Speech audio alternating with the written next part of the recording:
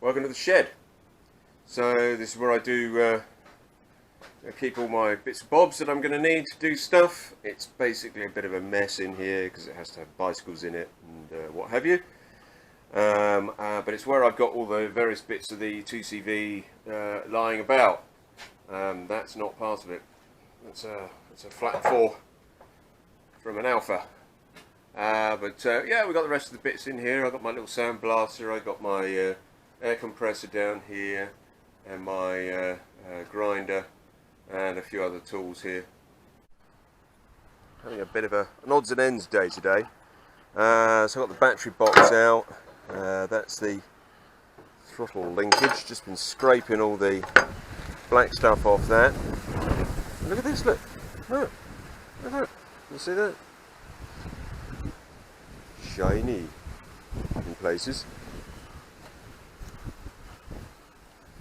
So, you know, the first place to rot out on any car is always the battery box.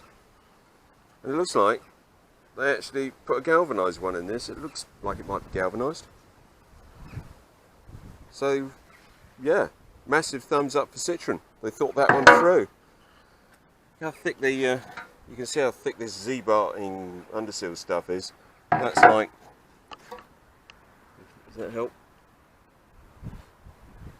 It's really thick stuff. It's a good 1/8 of an inch, or about 3mm in modern money. Yeah, so just having fun cleaning this up now. Give it a good scrape.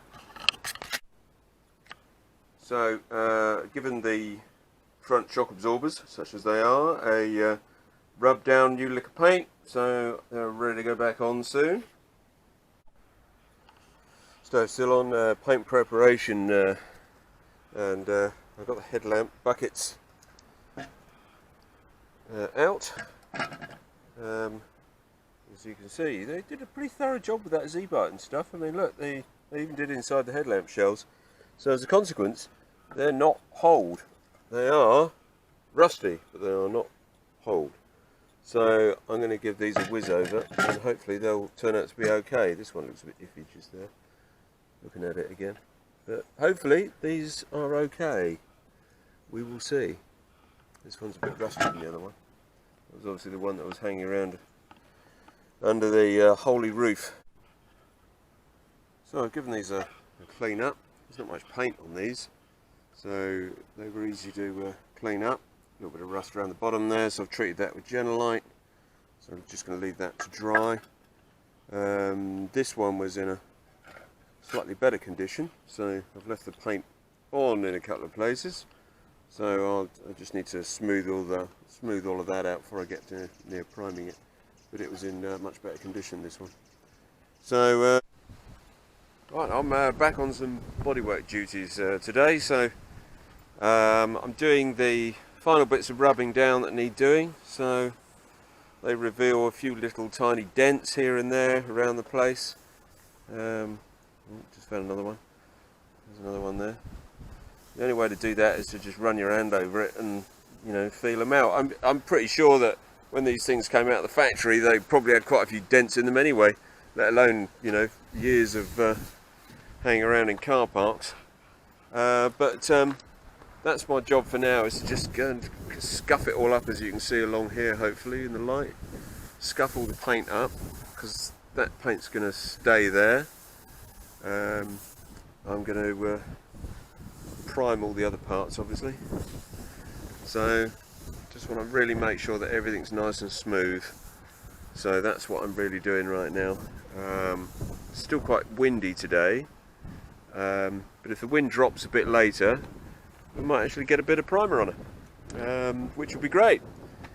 And then we can start thinking about getting some green paint on it when the green paint eventually arrives, whenever that will be. So yeah, just doing these final little bits of filling, and just, you know, just where I've done the repairs around here, just there's a little skim required. You can see where I've put this new piece in across here that you know, just needed a little bit of filler just to smooth it all out.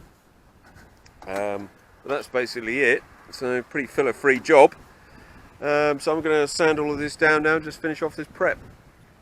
That's the plan. So I spent most of the morning just about to have some lunch. I spent all morning really just going over the whole body with progressively finer sandpapers. I started off with 80 to really get into some of the bits where there was some rust, and then working my way down at 240 now. So this is nicely roughed up at 240, so we won't have any trouble getting paint to stick onto that.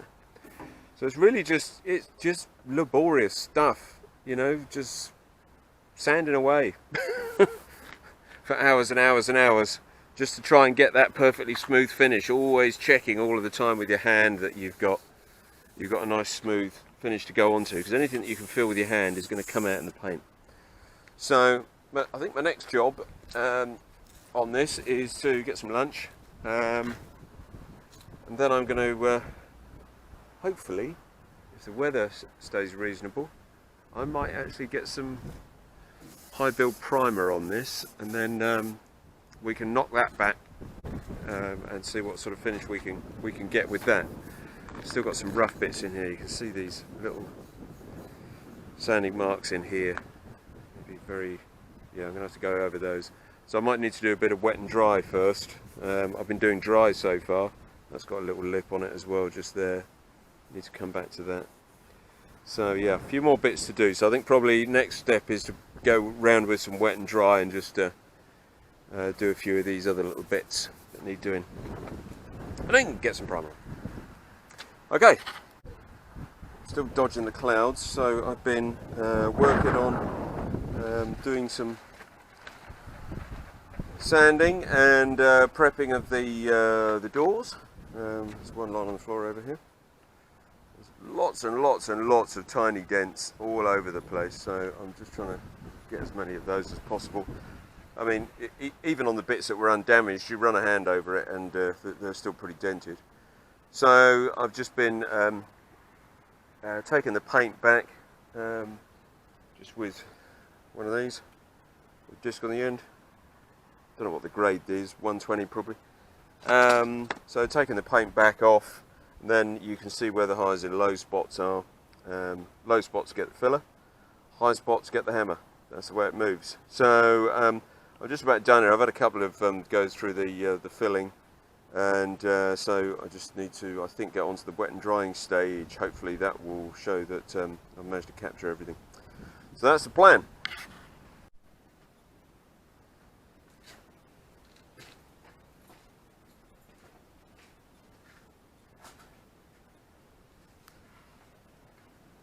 Hi, so once again, the rain is coming down. It's very windy, so I'm in the shed, and I thought it was time to start taking a look at this thing.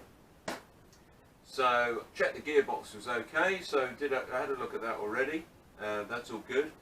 So just starting to take a look at this. The first thing that I noticed was that the engine number is not the same as the one in the registration document. So this is not the engine from the car originally, which is a bit disappointing really, because I like to keep things original. Anyway, we are where we are, so I'm going to see whether or not this engine's actually any good before we start worrying about it. But this one is an AM2. Not exactly sure what that means, but I don't think that that's the original one. I think it's supposed to be something else. So I'm going to do some research on that in a while, or or if this video comes out and somebody else can tell me. The other thing that I've noticed is this thing didn't want to come off without a fight. So we've got a couple of broken studs to deal with. I guess that's not particularly unusual. This engine breather. Supposed to do that? This engine breather seems to be pretty seized up. Can't actually get in it. You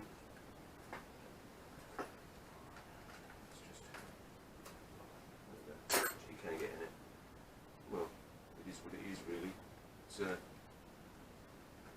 got a filter to catch large objects, and that's about it.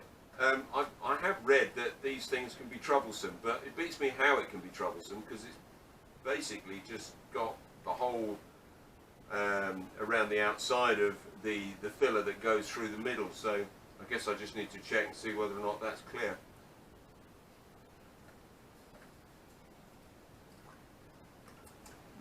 It tastes very nice, but it is clear. So that's that part. I've also noticed that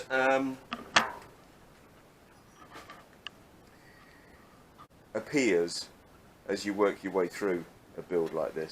So it was fairly obvious to me when working on the chassis that it had been whacked at the front at some point, so somebody's driven it into the back of a car, and there's more evidence of that here. So you can see that this bit's all bent all the way around here. I don't know if I can straighten that out. I'll take it off in a minute and find out. And it looks like the fan blades connected with the cowling and smash themselves into bits. And because there seems to be bits of cowling all over the place. Look, is that a bit of it? No, there's a bit there. Look, you see it?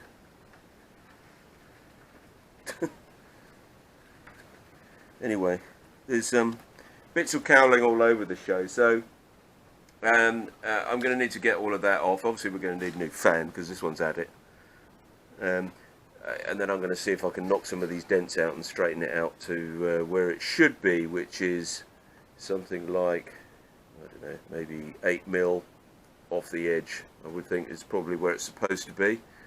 But anyway, we will dig into that and find out.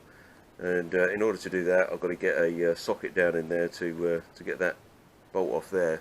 But whilst I'm about it, I might see if I can take the spark plugs out and do a compression test and spin it up on my trusty drill. We'll give that a go first.